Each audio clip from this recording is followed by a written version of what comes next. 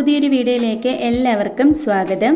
ഇന്ന് നമുക്ക് വളരെ സിമ്പിളായി ഉണ്ടാക്കിയെടുക്കാൻ പറ്റുന്ന ചോറിൻ്റെ കൂടെയും അപ്പത്തിൻ്റെ ഒപ്പം കഴിക്കാൻ പറ്റുന്ന നല്ല കിടിലൻ രുചിയിലൊരു ചെമ്മീൻ റോസ്റ്റിൻ്റെ റെസിപ്പി ഒന്ന് കണ്ടു നോക്കാം.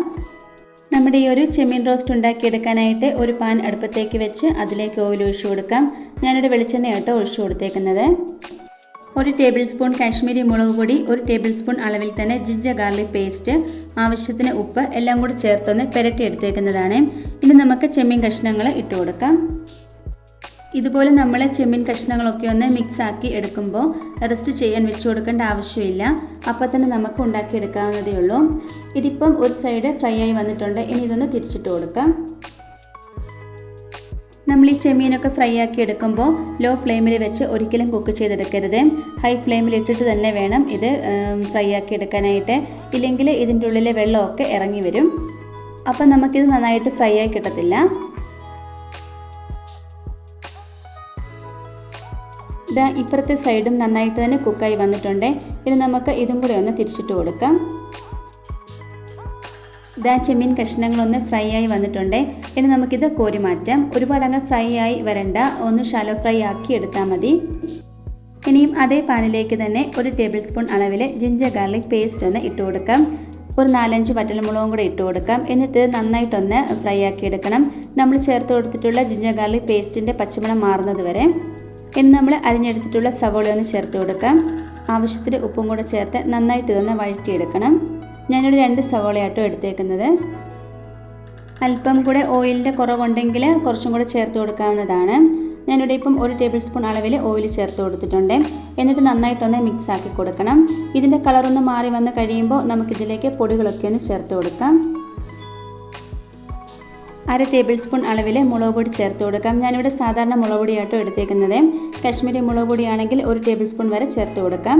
ഇനി അതേ അളവിൽ തന്നെ മല്ലിപ്പൊടി ഒന്ന് ചേർത്ത് കൊടുക്കാം. 1/2 ടേബിൾ സ്പൂൺ അളവിൽ മഞ്ഞൾപ്പൊടിയും കൂടെ ചേർത്ത് കൊടുത്ത് നന്നായിട്ട് ഇതൊന്ന് മിക്സ് ആക്കി എടുക്കണം. ഇതിൻ്റെയൊക്കെ ഒരു പച്ചമണം മാറുന്നത് വരെ നന്നായിട്ട് തന്നെ ഇതൊന്ന് മിക്സ് ആക്കി കൊടുക്കണം. ഇതിലേക്ക് കുറച്ചും കൂടെ ഗ്രേവി കൂടുതലായിട്ട് വേണമെങ്കിൽ ഈ ഒരു സമയത്ത് കോൺഫ്ലോറും കൂടെ ചേർത്ത് കൊടുക്കാം. വെള്ളത്തിൽ മിക്സ് ആക്കിയിട്ട് വേണം ചേർത്ത് കൊടുക്കാനായിട്ട്. ഇനി നമുക്ക് നേരത്തെ ഫ്രൈ ആക്കി വെച്ചിട്ടുള്ള ചെമ്മീൻ കഷ്ണങ്ങളെല്ലാം ഇതിലേക്ക് ഇട്ട് കൊടുക്കാം. എന്നിട്ട് 2 ടേബിൾ സ്പൂൺ അളവിൽ വെള്ളം കൂടെ ഒന്ന് ഒഴിച്ചു കൊടുക്കാം. ഈ അരപ്പൊക്കെ ഒന്ന് മിക്സായി കിട്ടാൻ വേണ്ടിയിട്ടാണ്. എന്നിട്ട് ഇതൊന്ന് മൂടി വെച്ച് കൊടുക്കാം, ആ ഒരു വെള്ളം വറ്റി കിട്ടുന്നത് വരെ. ഇതാ ഇപ്പം നമ്മൾ ഒഴിച്ചു കൊടുത്തിട്ടുള്ള ആ ഒരു വെള്ളമൊക്കെ വറ്റി നന്നായിട്ട് എണ്ണ തെളിഞ്ഞ് കിട്ടിയിട്ടുണ്ട്. നമ്മളിതിലേക്ക് 2 ടേബിൾ സ്പൂൺ അളവിൽ വെള്ളം ചേർത്ത് കൊടുക്കുന്ന ആ ഒരു വീഡിയോ ഇതിൽ ഉൾപ്പെടുത്താൻ കിട്ടിയില്ല കേട്ടോ, അതുകൊണ്ടാണ്. ഇതിപ്പോൾ റെഡി ആയിട്ടുണ്ട്. ഞാൻ പക്ഷേ കുറച്ചുകൂടെ ഡ്രൈ ആക്കി എടുക്കുന്നുണ്ട്. നിങ്ങൾക്ക് ഈ ഒരു രീതിയിൽ മതിയെങ്കിൽ അങ്ങനെയും എടുക്കാവുന്നതാണ്. ഇനി നമുക്കിതിലേക്ക് 1 ടേബിൾ സ്പൂൺ അളവിൽ ഗരം മസാല പൊടിച്ചതൊന്ന് ചേർത്ത് കൊടുക്കാം. അതേ അളവിൽ തന്നെ കുരുമുളക് പൊടിയും കൂടെ ചേർത്ത് കൊടുക്കുന്നുണ്ട്. അല്പം കറിവേപ്പിലയും കൂടെ ഇട്ട് കൊടുക്കാം. എന്നിട്ട് ഇത് നന്നായിട്ടൊന്ന് മിക്സ് ആക്കി കൊടുക്കണം. നമ്മൾ ചേർത്ത് കൊടുത്തിട്ടുള്ള കുരുമുളകും ഗരം മസാലയൊക്കെ ഈ ഒരു ചെമ്മീൻ കഷ്ണത്തിൽ പിടിച്ച് കിട്ടുന്നത് വരെ ഇതുപോലെ ഒന്ന് മിക്സ് ആക്കി കൊടുത്തുകൊണ്ടിരിക്കണം. നമ്മുടെ വളരെ രുചികരമായിട്ടുള്ള ചെമ്മീൻ റോസ്റ്റ് ഇവിടെ റെഡി ആയി കിട്ടിയിട്ടുണ്ട്. ഇത് ഇടിയപ്പം, അപ്പം, ചപ്പാത്തി, ചോറ് എന്നിവയോടൊക്കെ സൂപ്പറായിട്ടോ കഴിക്കാനായിട്ട്. വളരെ സിമ്പിളായിട്ട് ഉണ്ടാക്കിയെടുക്കാൻ പറ്റുന്ന നല്ലൊരു ചെമ്മീൻ റോസ്റ്റിൻ്റെ റെസിപ്പിയാണ്. എല്ലാവരും ഇതുപോലെ ഒന്ന് ഉണ്ടാക്കി നോക്കണേ. ഇന്നത്തെ നമ്മുടെ ഈ റെസിപ്പി എല്ലാവർക്കും ഇഷ്ടമായി കാണുമെന്ന് വിചാരിക്കുന്നു. ഇഷ്ടമായിട്ടുണ്ടെങ്കിൽ ലൈക്കും കമൻറ്റും സബ്സ്ക്രൈബും ഒന്നും ചെയ്യാൻ മറന്നു പോരുതേ. അടുത്ത വീഡിയോയിൽ കാണാം. Thank you.